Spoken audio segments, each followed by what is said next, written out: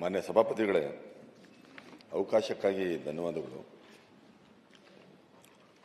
ಏನು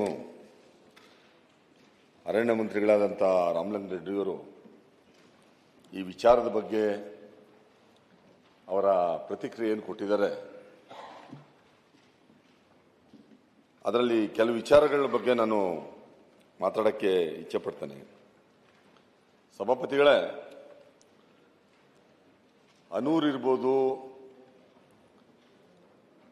ಕೊಳ್ಳೇಗಾಲ ಇರ್ಬೋದು, ಚಾಮರಾಜನಗರ ಇರ್ಬೋದು, ಈ ಭಾಗದಲ್ಲಿ ಸುಮಾರು ಒಂದು 30% ಆಫ್ ದಿ ಪಾಪ್ಯುಲೇಷನ್ನು ಆ ಬಾರ್ಡರ್ ವಿಲೇಜಸ್ ಅಲ್ಲಿ ಇದ್ದಾರೆ.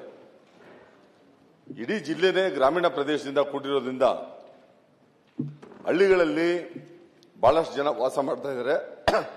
ಅವರು ವ್ಯವಸಾಯಕ್ಕಿರ್ಬೋದು, ಇಲ್ಲಾಂದ್ರೆ ದನ ಕರುಗಳು ಮೇಯಿಸಕ್ಕಿರ್ಬೋದು, ಇದಕ್ಕೆಲ್ಲ ಅವಲಂಬಿಸಬೇಕಾಗಿರೋದು ಕಾಡನ್ನ.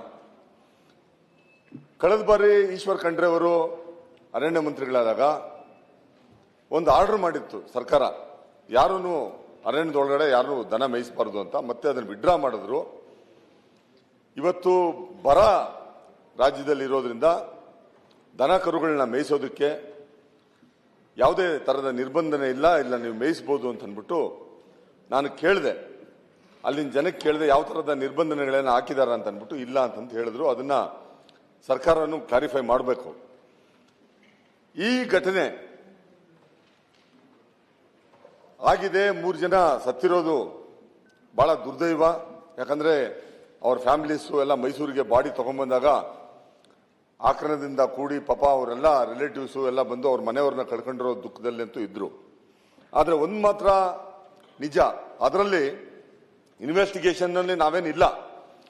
ಇನ್ವೆಸ್ಟಿಗೇಷನ್ ರಿಪೋರ್ಟ್ ಏನ್ ಬರುತ್ತೋ ಅದ್ರ ಮೇಲೆ ಸರ್ಕಾರ ಕ್ರಮ ಕೈಗೊಳ್ಳಬೇಕಾಗುತ್ತೆ. ಅಕಸ್ಮಾತ್ ಏನಾದ್ರು ಅಧಿಕಾರಿಗಳು ತಪ್ಪಿತಸ್ಥರಿದೆ ಅದ್ರ ಬಗ್ಗೆ ಕ್ರಮ ನಿರ್ದಾಕ್ಷಿಣ್ಯವಾಗಿ ತಗೊಬೇಕಾಗುತ್ತೆ. ಆದ್ರೆ ಆ ಕುಮಾರ್ ಅಂತ ಯಾರಿದ್ದಾನೆ ಅದನ್ನ ಮಾತ್ರ ನಾನು ಕ್ಲಾರಿಫೈ ಮಾಡ್ತೇನೆ. ಅವನ ಜೀವನದಲ್ಲಿ ಅವನು ಕಾಡೋಳಕ್ಕೆ ಹೋಗಿರ್ಲಿಲ್ಲ. ಏನೋ ಅವ್ರು ಹೋಗ್ತಾ ಇದ್ದಾರೆ ಅಂತ ಅಂದ್ಬಿಟ್ಟು ಪಾಪ ಕರೆದಿದ್ರಂತೆ, ಅವನು ಹೋಗಿದ್ದಾನೆ. ಅದು ಒಂದು ಕೇಸಲ್ಲಿ ಮಾತ್ರ ಇಡೀ ಊರವ್ರು ನಾನು ಸುಮಾರು ಜನ ಕೇಳಿದೆ, ಅವರು ಹೇಳಿದ್ರು ಇಲ್ಲ ಸರ್ ಅವ್ನು ಹೋಗ್ತಾ ಇರಲಿಲ್ಲ, ಅವ್ನು ಬೇರೆ ಕೆಲವು ಕೆಲಸಕ್ಕೆ ಹೋಗ್ತಾ ಇದ್ದ, ಅವತ್ತು ಹೋಗಿದ್ದಾನೆ ಅಂತ ಅಂದ್ಬಿಟ್ಟು. ಇವತ್ತು ಇಷ್ಟೆಲ್ಲ ಆಗೋದಕ್ಕೆ ನಮ್ಮ ಕಡೆಯಿಂದನೂ ಕೆಲವು ಲ್ಯಾಪ್ಸಸ್ ಇದೆ. ಒಂದು, ಸರ್ಕಾರ ಕಳೆದ 20 ವರ್ಷದಲ್ಲಿ ಇರ್ಬೋದು, ವೀರಪ್ಪನ್ ಆಪರೇಷನ್ಸ್ ಆಗಿ ನಿಂತ ಮೇಲೆ ಅದ್ರ ಬಗ್ಗೆ ನಾನು ಮಾತಾಡಕ್ ಹೋಗಲ್ಲ. ಆವಾಗ ಆದಂತ ಹ್ಯೂಮನ್ ರೈಟ್ಸ್ ವೈಲೇಷನ್ಸ್ ಇರ್ಬೋದು, ಅದಾದಂತ ಅಟ್ರಾಸಿಟೀಸ್, ಸದಾಶಿವ ಕಮಿಷನ್ ರಿಪೋರ್ಟ್, ಅದ್ರ ಬಗ್ಗೆ ನಾನು ಮಾತಾಡಕ್ ಹೋಗೋದಿಲ್ಲ. ಎಷ್ಟು ವರ್ಷಗಳ ಕಾಲ, ಕಳೆದ 20 ವರ್ಷದಲ್ಲಿ ಅರಣ್ಯ ಇಲಾಖೆಯವರು ಏನು ಇಲ್ಲಿಗಲ್ ವೆಪನ್ಸ್ ಏನ್ ಇಟ್ಕೊಂಡಿದ್ದಾರೆ, ನಾಡ ಬಂದೂಕುಗಳಿರ್ಬೋದು, ಇದ್ರ ಬಗ್ಗೆ ಒಂದೇ ಒಂದು ಸಾರಿನೂ ಗ್ರಾಮಾಂತರ ಪ್ರದೇಶಗಳಲ್ಲಿ ಹಳ್ಳಿಗಳಲ್ಲಿ ರೈಡ್ ಮಾಡಿಲ್ಲ. ಅದನ್ನ ತಗೊಳ್ಳುವಂತ ಒಂದು ಕೆಲಸ ಮಾಡಿಲ್ಲ. ಯಾಕೆ ಇದನ್ನೆಲ್ಲ ಮಾಡಿದಿದ್ರೆ ಕಾಲಕ್ಕೂ ಇಂಥ ಘಟನೆಗಳು ಆಗ್ತಾ ಇರಲಿಲ್ಲ. ಎರಡನೇದಾಗಿ ಆಂಟಿ ಪೋಚಿಂಗ್ ಕ್ಯಾಂಪ್ಸ್ ಏನಿತ್ತು ಅದನ್ನ ಇನ್ನಷ್ಟು ಫರ್ದರ್ ಸ್ಟ್ರೆಂಥನ್ ಮಾಡಬೇಕಾಗಿತ್ತು. ಇವತ್ತು ಮೆನ್ ಇಲ್ಲ. ಇವರು ಯಾರನ್ನ ಡಿಪೆಂಡ್ ಆಗಿದ್ದಾರೆ, ಎಲ್ಲ ಡೈಲಿ ವೇಜಸ್ ನ ತಗೊಳೋದು, ಅಲ್ಲಿ ಲೋಕಲ್ ಟ್ರೈಬಲ್ಸ್ ನ ತಗೊಳೋದು. ಆಂಟಿ ಪೋಚಿಂಗ್ ಕ್ಯಾಂಪ್ಸ್ ನಡೆಸಬೇಕಂದ್ರೆ ಅದಕ್ಕೆ ಆದಂತ ಪ್ರೊಫೆಷನಲ್ಸ್ ಇರಬೇಕು. ಅದು ರಿಕ್ರೂಟ್ಮೆಂಟ್ ಮಾಡಬೇಕಾಗಿತ್ತು. C&R ರೂಲ್ಸ್ ಅಮೆಂಡ್ಮೆಂಟ್ ಮಾಡಿದ್ದಾರೆ, ಟ್ರೈಬಲ್ಸ್ಗೆ ಕೊಡಬೇಕು ಫಾರೆಸ್ಟ್ ಡಿಪಾರ್ಟ್ಮೆಂಟ್ ಅಲ್ಲಿ ಅಂತ. ಅದನ್ನ ರಿಕ್ರೂಟ್ಮೆಂಟ್ ನ ಮಾಡಿಲ್ಲ. ಮೂರನೇದು, ಏನು ಕ್ಯಾಮ್ರಾಗಳು ಫಿಕ್ಸ್ ಮಾಡಬೇಕಾಗಿತ್ತು ಫ್ರಿಂಜ್ ಆಫ್ ದಿ ಫಾರೆಸ್ಟ್ ಅಲ್ಲಿ, ಕ್ಯಾಮ್ರಾಗಳು ಜಾಸ್ತಿ ಹಾಕಿಲ್ಲ. ಇವತ್ತು ಕ್ಯಾಮ್ರಾಗಳೇನಾದ್ರೂ ಫ್ರಿಂಜ್ ಆಫ್ ದಿ ಫಾರೆಸ್ಟ್ ಅಲ್ಲಿ 1 ಕಿಲೋಮೀಟರ್ 2 ಕಿಲೋಮೀಟರ್ ಏನಾದ್ರೂ ಹಾಕಿದ್ದಿದ್ರೆ ಇವರು ಹೋಗೋದು ಬರೋದನ್ನೆಲ್ಲ ಟ್ರ್ಯಾಕ್ ಮಾಡೋದಕ್ಕೆ ಅವಕಾಶ ಇದೆ. ಬಹಳಷ್ಟು ಕಡೆ ಹಾಕಿದ್ದಾರೆ, ಇಲ್ಲ ಅಂತಲ್ಲ. ಆದ್ರೆ ಯಾಕಂದ್ರೆ ಸರ್ವೆಲೆನ್ಸ್ ಬೇಕು. ನಾಲ್ಕನೇದಾಗಿ ಪೊಲೀಸ್ ಡಿಪಾರ್ಟ್ಮೆಂಟ್ಗೂ ಫಾರೆಸ್ಟ್ ಡಿಪಾರ್ಟ್ಮೆಂಟ್ಗೆ ಕೋಆರ್ಡಿನೇಷನ್ ಅಲ್ಲಿ ಕಾಣ್ತಾ ಇಲ್ಲ. ಏನಾಗಿದೆ, ಬಾರ್ಡರ್ ವಿಲೇಜಸ್ ಅಲ್ಲಿ ಈ ಅಮಾಯಕರನ್ನ ಯೂಸ್ ಮಾಡ್ಕೊಂಡು ಇಂಟರ್ ಸ್ಟೇಟ್ ಬಾರ್ಡರ್ಸ್ ಅಲ್ಲಿ ಕೆಲವು ಆಕ್ಟಿವಿಟೀಸ್ ನಡೀತಾ ಇರ್ತವೆ. ಅದನ್ನ ಯಾರು ಕಂಟ್ರೋಲ್ ಮಾಡ್ತಾ ಇಲ್ಲ. ಇನ್ಫ್ಯಾಕ್ಟ್ ನಾವು ಹೇಳಬೇಕು ಅಂತಂದ್ರೆ, ಮಾನ್ಯ ಮುಖ್ಯಮಂತ್ರಿಗಳಿಗೆ ಆ ಪ್ರಶ್ನೆನೇ ಕೊಟ್ಟಿದ್ದೀನಿ ನಾನು. ಇಲ್ಲೆಲ್ಲೂ ಕಮರ್ಷಿಯಲ್ ಟ್ಯಾಕ್ಸ್ ಚೆಕ್ ಪೋಸ್ಟ್ಗಳಿಲ್ಲ. ಅಂದ್ರೆ ಇಂಥ ಜನನ ಅಮಾಯಕರನ್ನ ಯೂಸ್ ಮಾಡ್ಕೊಂಡು, ಅಂತ ರಸ್ತೆಗಳನ್ನ ಯೂಸ್ ಮಾಡ್ಕೊಂಡು ಏನು ಇಲ್ಲಿಗಲ್ ಟ್ರಾನ್ಸ್ಪೋರ್ಟ್ ಮಾಡ್ಬೇಕಂತಿದ್ದಾರೆ, ಅದೆಲ್ಲ ಆಗ್ತಾ ಇರ್ತದೆ. ನಾನು ಹೇಳೋದಿಷ್ಟೇನೆ, ಆ ಭಾಗದಲ್ಲಿ ಹಬ್ಬ ಹರಿದಿನಗಳು ಬಂದ್ರೆ, ಅಮಾವಾಸ್ಯೆ ಬಂದ್ರೆ ಈಗ ಬಹಳಷ್ಟು ಕಡಿಮೆ ಆಗಿದೆ, ಇಲ್ಲ ಅಂತ ನಾನು ಹೇಳ್ತಾ ಇಲ್ಲ. ಒಂದು ಕಾಲ ಇತ್ತು, ಫೋನಲ್ಲಿ ಹೇಳ್ಬಿಟ್ರೆ ಇಂಥ ಮಾಂಸ ಬೇಕು ಅಂದ್ರೆ ಅಂತ ಮಾಂಸ ಬರೋದು. ಈಗ ಅದು ಕಡಿಮೆ ಆಗಿದೆ, ಗಣನೀಯವಾಗಿ ಕಡಿಮೆ ಆಗಿದೆ, ಇಲ್ಲ ಅಂತಲ್ಲ. ನಾನು ಎಲ್ಲರೂ ಪೋಚರ್ಸ್ ಇದ್ದಾರೆ, ಮಾಡ್ತಾ ಇದ್ದಾರೆ ಅಂತ ಹೇಳ್ತಾ ಇಲ್ಲ ನಾನು. ಅಂದ್ರೆ ಸಣ್ಣ ಪುಟ್ಟದ್ದು ಈ ತರ ಬಂದಾಗ ಈ ತರ ಹಂಟಿಂಗ್ ಮಾಡೋದು ಒಂದು ಎರಡು ಕೇಸಸ್ ಇರ್ಬೋದು, ಇಲ್ಲ ಅಂತಲ್ಲ ನಾನು ಹೇಳ್ತಾ ಇಲ್ಲ. There are professional hunters, criminals. ಒಂದು ಉದಾಹರಣೆ ಹೇಳ್ತೀನಿ, ಒಂದು ಘಟನೆ ಹೇಳ್ತೀನಿ ಸಭಾಪತಿಗಳೇ. ಪಾಲಾರ್ದು ಒಂದು ಇದಿದೆ, ಏನು ನಮ್ಮ ಕರ್ನಾಟಕಗೆ ಮತ್ತೆ ತಮಿಳುನಾಡಿಗೆ ಒಂದು ಪಾಲಾರ್ ಬ್ರಿಡ್ಜ್ ಅಂತಿದೆ, ಮಾದೇಶ್ವರನ ಬೆಟ್ಟದ ತುದಿಯಲ್ಲಿ. ಅದೇ ನಮ್ಮ ಬಾರ್ಡರ್ ಲಾಸ್ಟ್. ಎಷ್ಟು ಪೋಚರ್ಸ್ ಎಷ್ಟು ಹೆಂಗಿದ್ದಾರೆ ಅನ್ನೋದಕ್ಕೆ, ಅಂದ್ರೆ ಈ ಇಲ್ಲಿಗೂ ಅಲ್ಲಿಗೆ ಬಹಳ ಜಾಗ್ರಫಿಕಲಿ ಬಹಳ ಡಿಸ್ಟೆನ್ಸ್ ಇದೆ, ಪಕ್ಕದ ಊರೇನಲ್ಲ ಅದು. ನಮ್ಮ ಚೆಕ್ ಪೋಸ್ಟ್ ನ ಹೊಡೆದಾಕಿ, ಆಫೀಸರ್ಸ್ ಗಾಡಿಗೆ ಬೆಂಕಿ ಹಾಕಿ, ಒಳಗಡೆ ರಾಜಾರೋಷ ಬಂದು ಹಂಟಿಂಗ್ ಮಾಡ್ಕೊಂಡು ತಗೊಂಡು ಹೋಗ್ತಾ ಇದ್ರು. ನಾನು ಮಾನ್ಯ ಮಂತ್ರಿಗಳಲ್ಲಿ ಕೇಳೋದಿಷ್ಟೇ, ಗಡಿಪಾರು ಮಾಡೋದಕ್ಕೆ ಕೆಲವು ಅರ್ಜಿಗಳಿತ್ತು. ಲೋಕಲ್ ತಹಸೀಲ್ದಾರ್ಗಳು ಯಾಕೆ ಇನ್ನೂ ಅವ್ರಿಗೆ ಪರ್ಮಿಷನ್ ಕೊಟ್ಟಿಲ್ಲ? ಇಬ್ಬರು ಮೂರು ಜನದ್ದು ಬಹಳ ದೊಡ್ಡ ಕ್ರಿಮಿನಲ್ಸ್ಗೆ ಗಡಿಪಾರು ಮಾಡಬೇಕು ಅಂತ ಅಂದ್ಬಿಟ್ಟು ರಿಕ್ವೆಸ್ಟ್ ಬಂದಿತ್ತು ಫಾರೆಸ್ಟ್ನವರಿಂದ. ಕಂಟ್ರೋಲ್ ಮಾಡಕ್ಕಾಗ್ತಾ ಇರಲಿಲ್ಲ, ಈಗಲೂ ಕಂಟ್ರೋಲ್ ಮಾಡಕ್ಕಾಗಿಲ್ಲ. ಆನೆ ಪೌಚಿಂಗ್ ಮಾಡ್ತಾರೆ, ಎಲ್ಲಾ ತರದ ಪೌಚಿಂಗ್ ಮಾಡ್ತಾರೆ ಪಾಲಾರ್ ಕಡೆ ಮಾದೇಶ್ವರನ ಬೆಟ್ಟದ ತುದಿಯಲ್ಲಿ. ಅದನ್ನ ಯಾಕೆ ತಹಸೀಲ್ದಾರ್ಗಳು ಅದ್ರ ಮೇಲೆ ಕುಂತಿದ್ದಾರೆ, ಇನ್ನು ಅದನ್ನ ಯಾಕೆ ಇನ್ನೂ ಪರ್ಮಿಷನ್ ಕೊಟ್ಟು ಅವ್ರನ್ನ ಹೊರಗಡೆ ಹಾಕಿಲ್ಲ? ಈ ತರದ ಘಟನೆಗಳನ್ನ ನಾವು ಕ್ರಮಗಳನ್ನ ತಗೊಂಡಿದ್ರೆ ಇಂಥ ಸ್ಥಿತಿ ಬರ್ತಾ ಇರಲಿಲ್ಲ. ಇವತ್ತು ಏನಾಗಿದೆ, ಮಾನ್ಯ ವಿರೋಧ ಪಕ್ಷದ ನಾಯಕರು ಹೇಳ್ದಂಗೆ ಅವ್ರಿಗೆಲ್ಲ 45-50 ಏಜ್ ಇರ್ಬೋದು.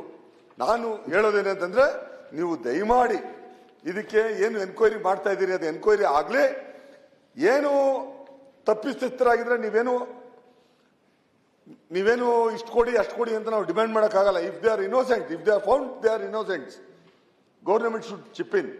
ಅಟ್ ದಿ ಸೇಮ್ ಟೈಮ್ ನೀವು ಅರಣ್ಯ ಇಲಾಖೆಯವರು, ಯಾಕಂತಂದ್ರೆ ಈ ಕಡೆ ಈಸ್ಟರ್ನ್ ಘಾಟ್ ಇಂದ ವೆಸ್ಟರ್ನ್ ಘಾಟ್ ಬಿಆರ್ ಹಿಲ್ಸ್ ಪ್ರಾರಂಭ ಆದ್ರೆ ನೀವು ಈಸ್ಟರ್ನ್ ಘಾಟ್ ಇರ್ಬೋದು, ಇಲ್ಲ ವೆಸ್ಟರ್ನ್ ಘಾಟ್ ಇರ್ಬೋದು. ಇವತ್ತು 1,500 ಆನೆಗಳಿದಾವೆ ನಾಗರಹೊಳೆಯಲ್ಲಿ. ಇವತ್ತು ಏನಾದ್ರು ಕಬಿಡಿಯಲ್ಲಿ ಏನಾದ್ರು ಈಗ ಸ್ವಲ್ಪ ನೀರು ಬಂದಿದೆ, ಇಲ್ಲ ಅಂದಿದ್ರೆ ಒಂದೇ ಸಾರಿ 600 ಆನೆ 700 ಆನೆ ನೋಡ್ಬೋದಾಗಿತ್ತು. ಇವತ್ತು ಟೆರಿಟರಿ ಏನಿತ್ತು ಅದು ಟೈಗರ್ ಇರ್ಬೋದು, ಇಲ್ಲಾಂದ್ರೆ ಎಲಿಫೆಂಟ್ ಇರ್ಬೋದು, ಎಲ್ಲ ಜಾಸ್ತಿ ಆಗಿದೆ.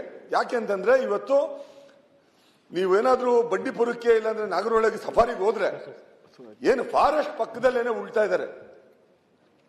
16 ಎಕರೆಗಳಲ್ಲಿ ವ್ಯವಸಾಯ ಮಾಡ್ಕೊಂಡು ಫೆನ್ಸಿಂಗ್ ಪಕ್ಕ ಹಾಕೊಂಡು ವ್ಯವಸಾಯ ಮಾಡ್ತಾ ಇದ್ದಾರೆ.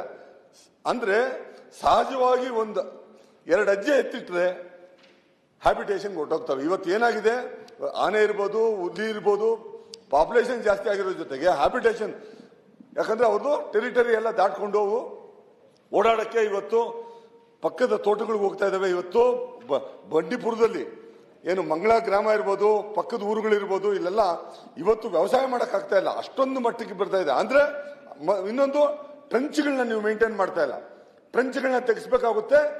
ಈ ಜನವರಿ ಫೆಬ್ರವರಿ ಆದ್ಮೇಲೆ ಬಹಳ ದೊಡ್ಡ ಚಾಲೆಂಜ್ ಇವತ್ತು ಏನಾದಿದ್ರೆ ಅದು ರಾಮಲಿಂಗಾರೆಡ್ಡಿ ಸಾಹೇಬರು ಮಾತ್ರ.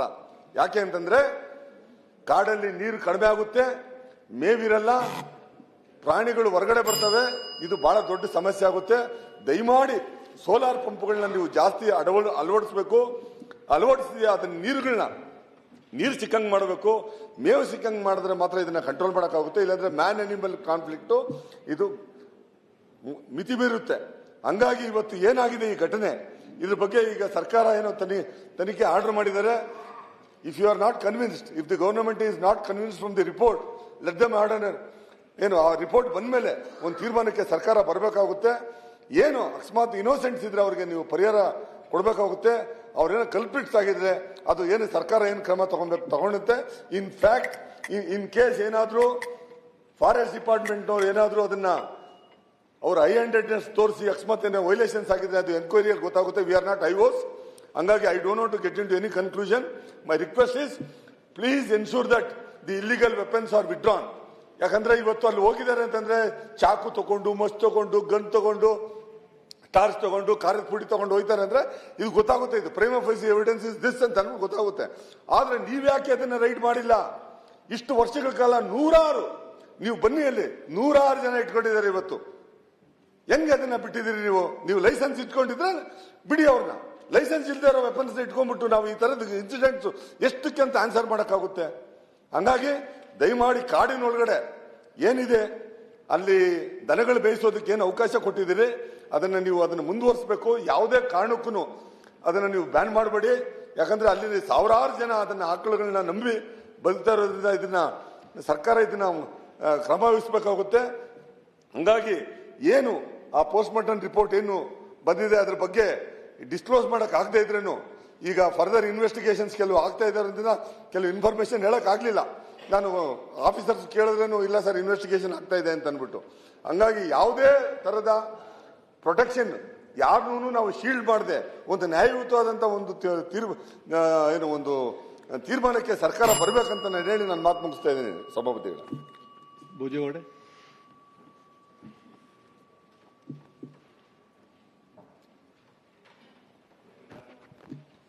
ಆಯ್ತು ಸ್ವಾಮಿ, ನೀವು ಹೇಳ್ದಂಗೆ